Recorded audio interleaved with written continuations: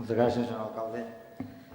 Evidentment, des de Compromís ens adherim a aquesta delegació que posa de manifest la necessitat de mantenir viva la memòria sobre els fets que van acabar amb la vida democràtica que representava la Segona República al conjunt de l'Estat. Cal condenar tot intent de suplantar els règims democràtics per la força. La democràcia té les seues regles i valors, la llibertat, la justícia, la igualtat i el respecte per la diversitat i la convivència pacífica.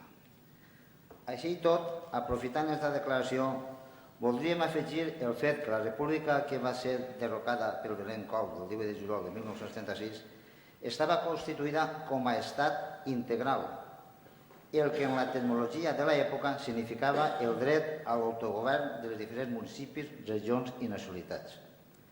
Nosaltres volem remarcar que aquell cop que va esdevindre alhora l'entrebanc definitiu al desenvolupament del dret d'autogovern del País Valencià, reconegut per la legalitat republicana.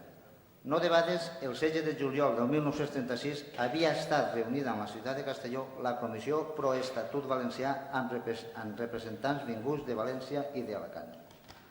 No obstant això, és necessari fer memòria de totes les persones que van continuar treballant per aquesta noble causa, els mesos i anys posteriors al cop del juliol del 36. L'aportació a la cultura i al desenvolupament de l'autonomia valenciana realitzada en aquells temps no pot continuar sent oblidada.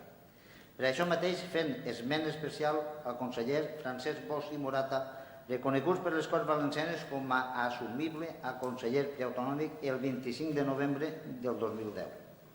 En definitiva, entenem que el manteniment de la dignitat dels pobles passa també per la recuperació de la memòria de les persones que van ser autoritats, tot defensant la democràcia, la llibertat i l'autogovern. Moltes gràcies.